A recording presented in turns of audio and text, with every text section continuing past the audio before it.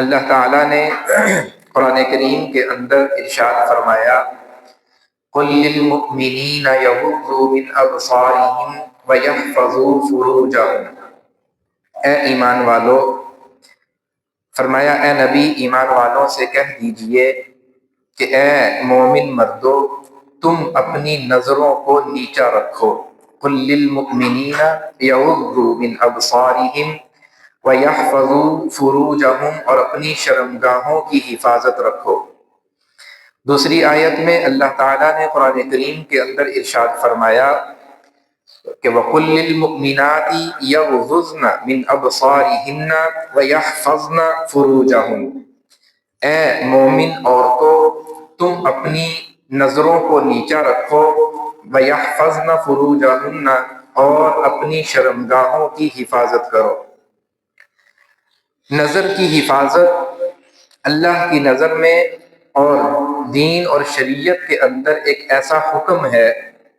کہ اس کی اہمیت کا اندازہ ہم اس بات سے لگا سکتے ہیں کہ اللہ تعالیٰ نے پورے قرآن کریم کے اندر جہاں جہاں بھی احکامات ذکر کیے ہیں تو عام طور پر قرآن کریم کا اسلوب یہ ہے کہ اللہ کسی بھی حکم کو نافذ کرنے کے لیے، کسی بھی کام کا حکم دینے کے لیے مرد کو مخاطب کرتے ہیں، مذکر کے صیغے سے اللہ مخاطب کرتے ہیں اور عورت کو طبعاً اس کے اندر شامل فرما لیتے ہیں۔ مثال کے طور پر اللہ تعالیٰ نے قرآن کریم کے اندر ارشاد فرمایا اقیموا الصلاۃ، نماز قائم کرو، تو مذکر کا صیغہ استعمال کر کے مرد کو مخاطب کیا، عورت کو طبعاً اس کے اندر شامل کر دیا۔ حکم مرد اور عورت دونوں کے لیے ذکر کیا، مرد بھی نماز پڑھے عورت بھی نماز پڑھے، لیکن لفظ مخاطب صرف مرد کو کیا، عورت کو مخاطب نہیں کیا، عورت کو مرد کے ساتھ طبعاً شامل کر لیا۔ اسی طرح قرآن کریم کے اندر زکوٰۃ کی ادائیگی کا حکم آیا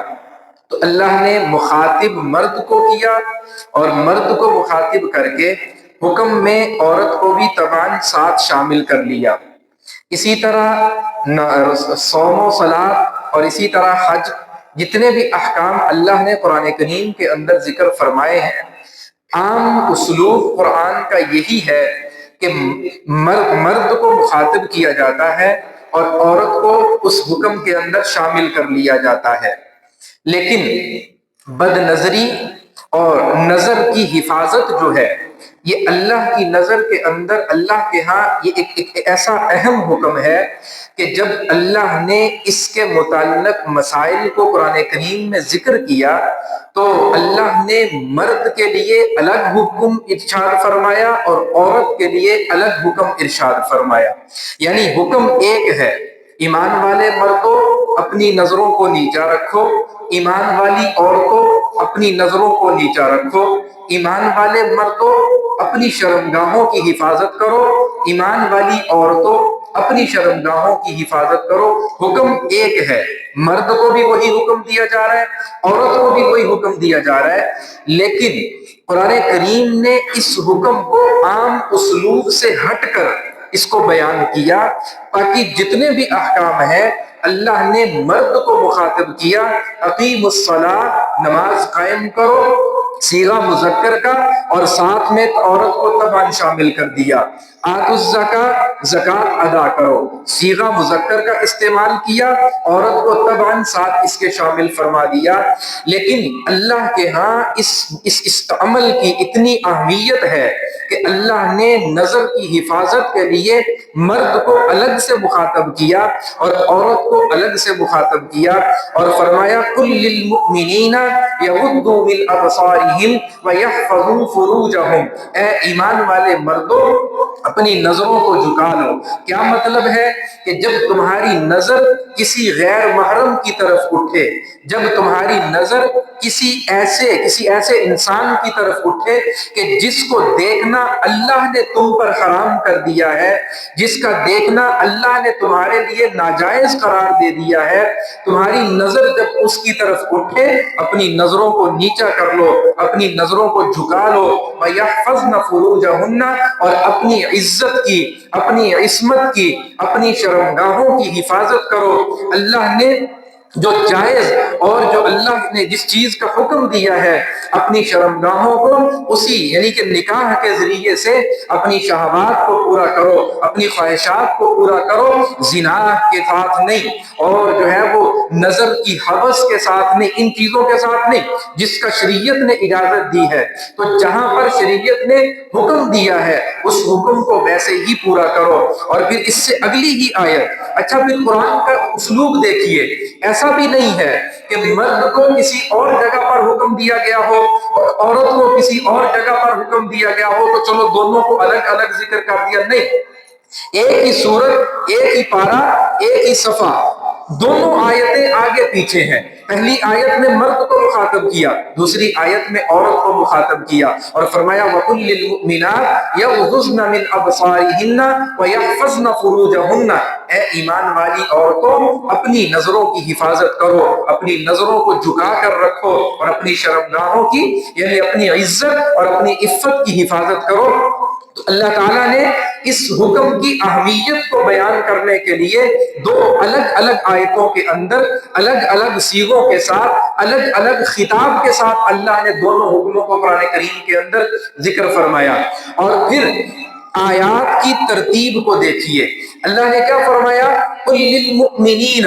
يَغُضُّوا مِنْ أَبْصَارِهِمْ، ایمان والے مردوں اپنی نظروں کو جھکاؤ، وَيَحْفَظْنَ فُرُوجَهُنَّ اپنی شرمگاہوں کی حفاظت کرو۔ آیت کی ترتیب کیا ہے؟ اللہ نے پہلے نظروں کی حفاظت کو ذکر کیا، پھر شرمگاہ کی حفاظت کا ذکر کیا۔ پہلے کیا فرمایا، نظر کو جھکاؤ، پھر کیا فرمایا، اپنی شرمگاہ کی حفاظت کرو۔ اس ترتیب سے یہ بات سمجھ میں آتی ہے کہ شرمگاہ کا غیر جو ہے وہ شرعی استعمال اور ایسا استعمال کہ جس کی شریعت نے اجازت نہیں دی ہے، وہ اس وقت انسان اس کا مرتکب ہوتا ہے جب اس کی نظر کسی غلط کاری کا ارتکاب کرتی ہے، جب نظر کسی بری جگہ پر پڑتی ہے، جب نظر کا غلط استعمال ہوتا ہے تو پھر انسان جو ہے وہ گناہ کی طرف جاتا ہے۔ اللہ نے پہلے نظر کی حفاظت کا حکم دیا، پھر شرمگاہ کی حفاظت کا حکم دیا، تو سمجھ میں یہ آیا کہ نظر ہی وہ چیز ہے جو انسان کو برائی کی طرف لے کر جاتی ہے۔ جب انسان کسی غیر محرم عورت کو دیکھے گا، اس کا حسن و جمال اس کی نظر میں آئے گا، پھر اس کی نظر سے وہ اس کے خیالات کے اندر گردش کرے گا، پھر اس کے دل و دماغ پر سوار ہو جائے گا، اور جیسے ہی وہ دل و دماغ پر سوار ہوگا یہ شریعت کے احکام بھول جائے گا اور شریعت کے احکامات کو پس پشت ڈال دے گا، یہ پھر اپنی خواہش کے پیچھے دوڑے گا، پھر اپنی ضرورت کے پیچھے دوڑے گا، اور جو ہے پھر صحیح اور غلط کا فرق بھول جائے گا، اور پھر جو ہے وہ جائز اور ناجائز کا احترام وہ اس کی نظر میں ختم ہو جائے گا۔ تو بنیاد کیا چیز بنی؟ نظر کا غلط استعمال۔ اگر کسی غیر محرم پر نظر پڑتے ہی یہ اپنی نظروں کو جھکا لیتا اور اپنی نظر کی حفاظت کرتا اور بری جگہ پر نظر پڑنے سے اپنے آپ کو بچا لیتا، تو یہ اللہ آگے کے جو گناہ تھے ان گناہوں سے اس کی حفاظت فرما لیتے، اللہ ان گناہوں سے اس کو بچا لیتے۔ یہ نظر اللہ کے نبی صلی اللہ علیہ وسلم نے فرمایا کہ نظر یہ شیطان کے تیروں میں سے ایک تیر ہے، یہ شیطان کے تیروں میں سے ایک تیر ہے، یہ جس چیز پر پڑتی ہے اس کا عکس دل تک پہنچا کر آتی ہے، جس چیز کو دیکھتی ہے اس کے عکس کو وہ اس کے خیالات کے اوپر جو ہے وہ حاوی کر دیتی ہے۔ نظر دیکھتی ہے اور نظر کا دیکھا ہوا وہ انسان کے جو ہے وہ دل و دماغ پر جو ہے وہ اثر انداز ہوتا ہے، پھر انسان گناہ کی طرف دوڑتا ہے۔ ایک اللہ والے کا واقعہ، شیخ عبداللہ اندلسی،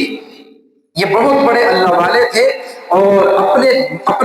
اپنے جو ہے وہ مقام اور اپنے علاقے اور اپنے دور کے اندر ان کے پائے کا کوئی اللہ والا نہیں تھا، بڑے بڑے درجے کے اللہ والے اور بڑے بزرگ اور بڑی پہنچی ہوئی ہستی، اور بہت آپ ان کے مرتبے اور ان کے قد کا اندازہ اس بات سے لگا سکتے ہیں کہ علامہ شبلی رحمت اللہ تعالی علیہ، جن کا ایک بڑا نام ہے اور مشہور نام ہے، علامہ شبلی رحمت اللہ علیہ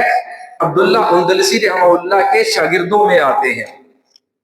بعض اوقات ایسا ہوتا ہے استاد غیر معروف ہوتا ہے، شاگرد اتنا مشہور ہوتا ہے، اتنا معروف ہوتا ہے، وہ شاگرد اپنے استاد کی پہچان بنتا ہے۔ تو علامہ شبلی رحمہ اللہ جس پیر کے مرید ہو اور جس استاذ کے شاگرد ہو، آپ اس استاذ کے قد کا اندازہ لگا سکتے ہیں کہ اللہ نے ان کو کتنا بڑا مرتبہ علم اور فن کے اندر دیا ہوگا۔ تو عبداللہ اندلسی رحمۃ اللہ تعالی علیہ ایک مرتبہ سفر کر رہے ہیں، تو دوران سفر ایک بستی سے گزر ہوا، اس بستی سے گزرے تو بستی کے باہر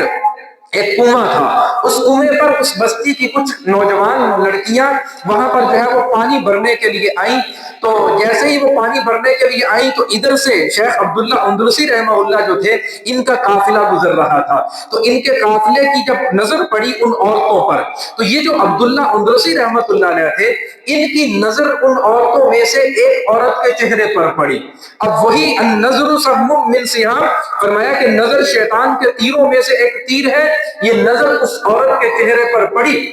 جیسے ہی نظر پڑی، اس عورت کا عکس جو تھا، اس کا جو حسن و جمال تھا، اس کی خوبصورتی جو تھی، اس نے اس نظر کو اس کا اثر دل تک پہنچایا، دل متاثر ہوا، دیکھا نظر نے تھا، خیالات کے اندر جو ہے وہ اتنی غالب آئی کہ دل متاثر ہوا۔ جیسے ہی اس عورت پر نظر پڑی، دل کی کایا پلٹی اور دل سے جو ہے وہ دل میں اس عورت کی محبت آئی۔ تو فرماتے ہیں،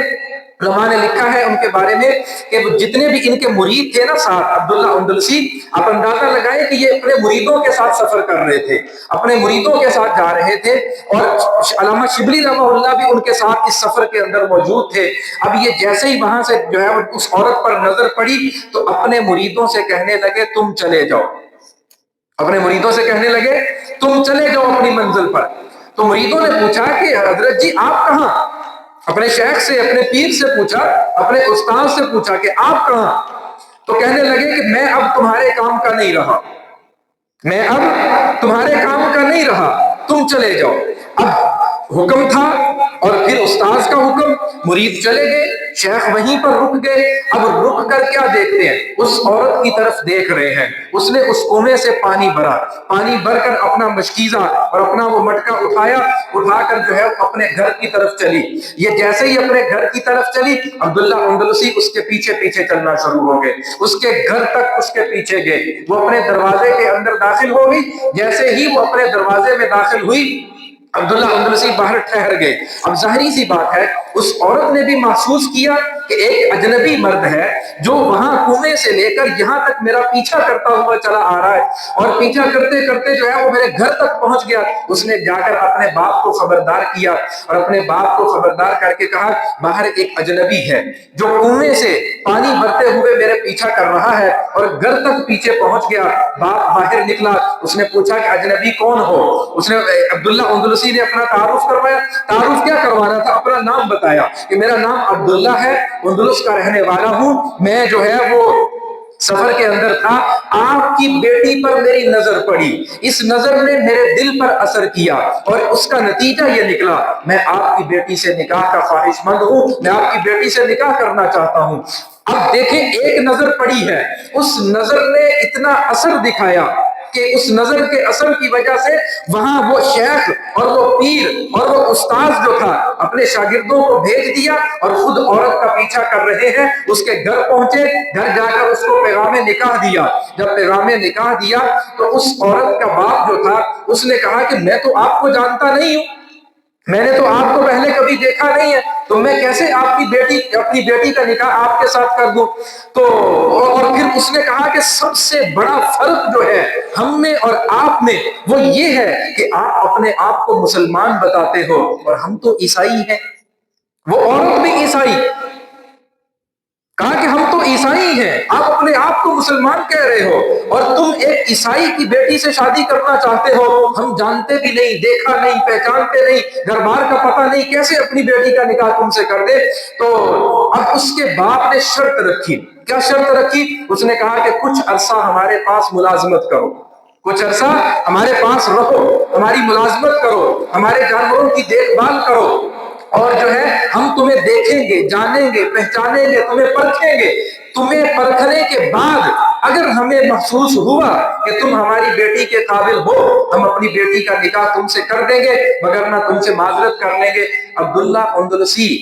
اس کی ملازمت کرنے کے لیے تیار ہو گئے۔ عبداللہ اندلسی اس کی ملازمت کرنے کے لیے تیار ہو گئے، اور ملازمت کیا تھی؟ اس آدمی نے خنزیر پالے ہوئے تھے، عیسائی تھا،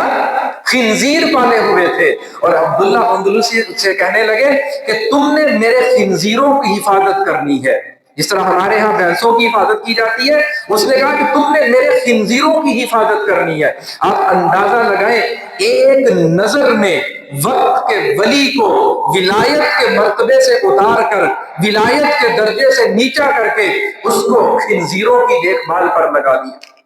سبب کیا بنی؟ ایک نظر سبب بنی، اور اس نظر نے وقت کے ولی اور جو ہے وہ ولایت کے ایسے مقام پر تھے کہ اس زمانے میں ان کے پائے کا ولی کوئی نہیں تھا،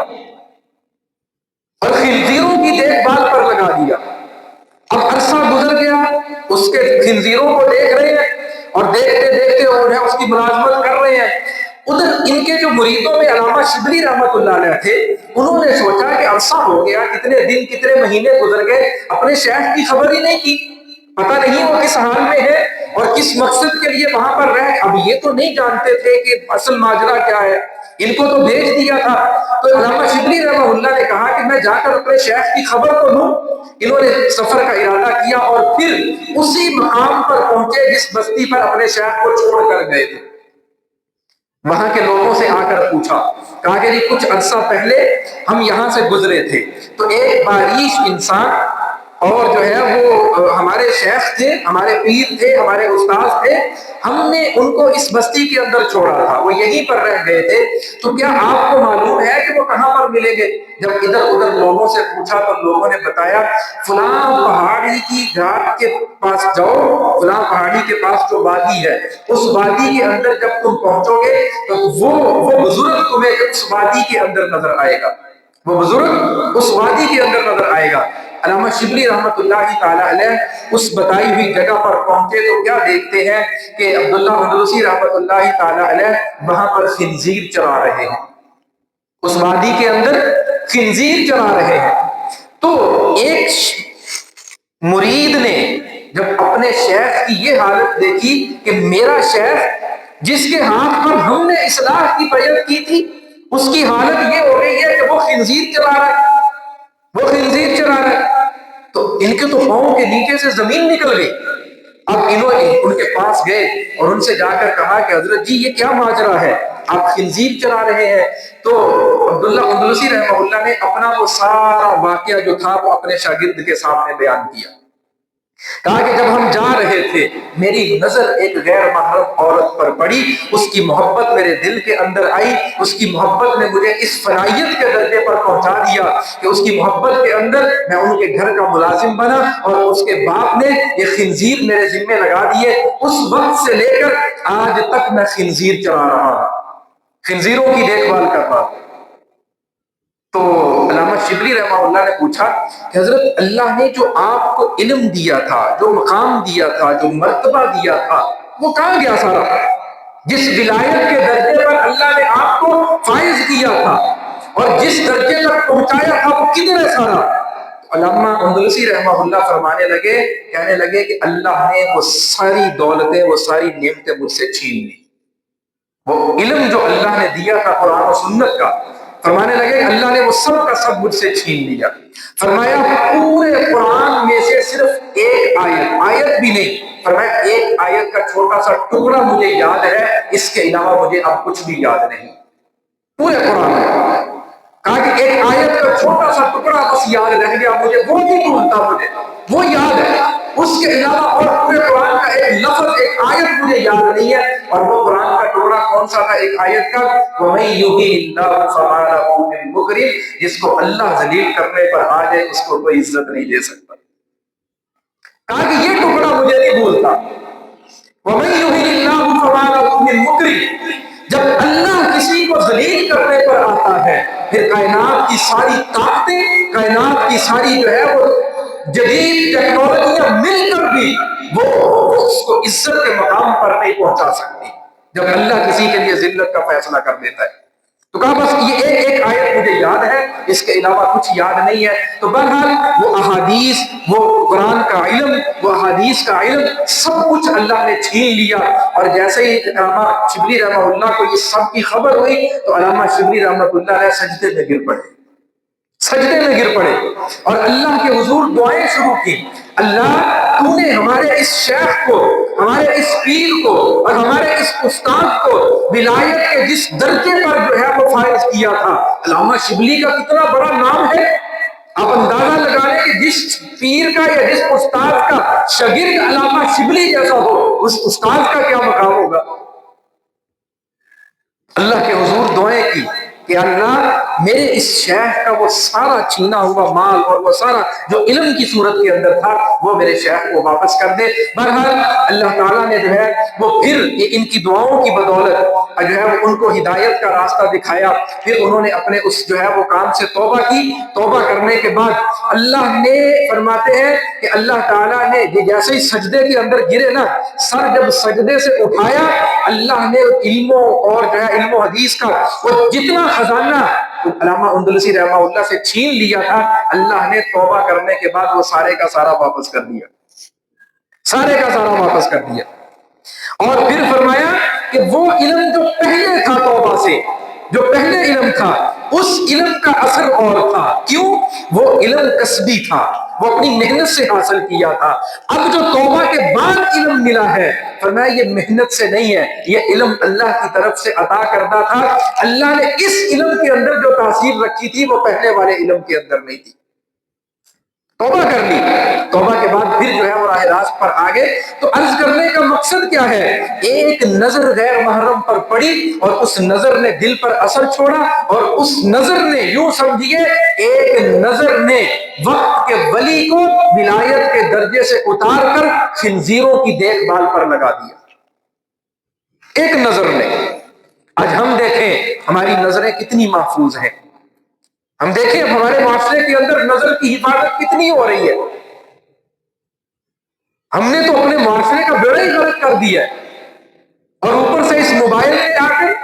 وہ جو ہے وہ رہتی کہتی جو کسر تھی وہ اس نے جو ہے وہ ساری کی ساری نکال دی۔ بے حیائی ہو رہی ہے، بد نظری ہو رہی ہے، اور جو ہے موبائل کی میموری جو ہے وہ کسی کو دکھانے کے لیے تیار نہیں ہے۔ کوئی نوجوان اپنے موبائل کی میموری جو ہے وہ کسی کو دکھانے کے لیے تیار نہیں۔ ہم نے وہ سارے کے سارے وہ جو نور تھا ہم نے اس کا کباڑہ کر کے رکھ دیا، ختم کر دیا اس کو۔ تو یہ نظر کی حفاظت اللہ نے قرآن کریم کے اندر فرمایا قل للمؤمنین یغضوا من ابصارہم، فرمایا اے نبی ایمان والوں سے کہہ دیجئے اپنی نظروں کی حفاظت کرو، اپنی نظروں کو جھکا کر چلو، غیر محرم پر نظر پڑنے نہ دو۔ کسی ایسی جگہ جس کو اللہ نے حرام قرار دے دیا ہے وہاں پر تمہاری نظر نہ جائے۔ کوئی ایسی عورت، کوئی ایسا جو ہے کوئی بھی ایسا مقام جس کو دیکھنا شریعت نے منع کر دیا ہے، وہاں سے رک جاؤ، وہاں سے باہر آ جاؤ، اپنی نظر کو جھکا لو۔ وَيَحْفَظْنَ فُرُوجَهُنَّ وَيَحْفَظُوا فُرُوجَهُمْ، عورتوں کو بھی اور مردوں کو بھی دونوں کو الگ الگ حکم دیا کہ اپنی نظروں کی بھی حفاظت کرو، اپنی شرمگاہ کی بھی حفاظت کرو، اپنی عزت کو محفوظ بناؤ، اپنی عزت کو، اپنی عصمت کو محفوظ بناؤ۔ بد نظری یہ ایسا جو ہے وہ ایک بھیانک قسم کا اور ایک خطرناک قسم کا جو ہے وہ ایک بیماری ہے کہ یہ پورے کے پورے دین کا کباڑہ کر کے رکھ دیتی ہے۔ علماء نے بد نظری کے کچھ نقصانات لکھے ہیں، ان کے اندر میں چند عرض کر دیتا ہوں۔ فرمایا جو شخص بد نظری کرتا ہے اللہ اس سے اپنی محبت چھین لیتا ہے، اللہ اس سے اپنی محبت چھین لیتا ہے۔ جس کے دل میں غیروں کی محبت ہوگی، جس کے دل میں غیر محرموں کی محبت ہوگی، جس کے دل کے اندر گرل فرینڈ اور بوائے فرینڈ والا کلچر ہوگا، اس کے دل میں اللہ کی محبت نہیں آ سکتی، اس کے دل میں اللہ کی محبت نہیں آ سکتی۔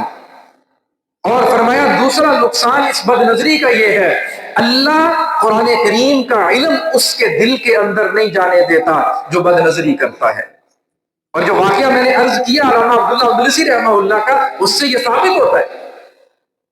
اللہ اس ایسے شخص کے دل سے اپنے علم کو نکال لیتا ہے، قرآن کے علم کو نکال لیتا ہے، اور فرمایا اللہ قرآن کا علم تو دور کی بات ہے، اللہ اس شخص سے قرآن کی تلاوت تک کو جو ہے اس سے چھین لیتا ہے، اور قرآن پڑھنے سے بھی اللہ ایسے شخص کو محروم کر دیتا ہے جو بد نظری کا مرتکب ہوتا ہے، جو غیر محرموں کو دیکھتا ہے۔ آج انسان کیا کہتا ہے، اور لیکن مجھے تو ٹائم نہیں ملتا قرآن پڑھنے کا، تلاوت کا وقت نہیں ملتا۔ اللہ کے بندو، یہ وقت کی بات نہیں ہے، حقیقت کے اندر اللہ نے تم سے وہ توفیق چھین لی ہے قرآن کریم کو پڑھنے کی، بد نظری کے بس سبب، نظر کی حفاظت نہ کرنے کی وجہ سے اللہ نے قرآن کریم کی تلاوت کی وہ توفیق جو اللہ نے وہ سلب کر لی، وہ توفیق چھین لی۔ ہم بہانے بناتے ہیں، وقت نہیں ملتا، یہ نہیں ہوتا، وہ نہیں ہوتا، پڑھتا نہیں ہوں، یوں نہیں ہوتا، یہ کچھ بھی نہیں ہے، سب کچھ اللہ کی توفیق سے ہے۔ اللہ کی توفیق ہوتی تم ضرور پڑھتے، اللہ نے اپنی توفیق کو چھین لیا، اس کے چھیننے کا سبب ہے، اس سبب کو سمجھنے کی ضرورت ہے۔ ہم اس سبب کو نہیں سمجھ پا رہے کہ آخر اللہ کی توفیق جو ہم سے سلب ہوئی ہے اس کے پیچھے سبب کیا ہے، اور اللہ کے نبی صلی اللہ علیہ وسلم بیان کر رہے ہیں، علماء نے تفصیل کے ساتھ اس پر کتابیں لکھی ہیں کہ بد نظری کے نقصانات میں سے ایک نقصان یہ ہے اللہ قرآن کریم کی تلاوت کی جو توفیق ہے اللہ اس کو چھین لیتا ہے۔ یہ کیسے ممکن ہے ایک شخص اللہ کے غیر کو بھی دل کے اندر بسائے اور پھر کہے کہ اللہ کا کلام بھی دل کے اندر ہو؟ ایک شخص اللہ کے غیر کی محبت دل کے اندر رکھے اور پھر کہے کہ اسی جگہ پر اللہ کی محبت بھی آ جائے، یہ کیسے ممکن ہے؟ دن اور رات اکٹھے کرنے کی کوشش کر رہے ہو، ظلمت کو اور جو ہے وہ روشنی کو اکٹھا کرنے کی کوشش کر رہے ہو، دن اور جو ہے وہ رات، آپ کیسے اس کو اکٹھا؟ یہ متضاد چیزیں ہیں، دن ہے تو رات نہیں ہے، رات ہے تو دن نہیں ہے۔ دل کے اندر اگر اللہ کی محبت ہے پھر غیر کی محبت نہیں آ سکتی، اور اگر غیر کی محبت ہے پھر اللہ کی محبت اس دل میں نہیں آ سکتی۔ یہ متضاد چیزیں ہیں۔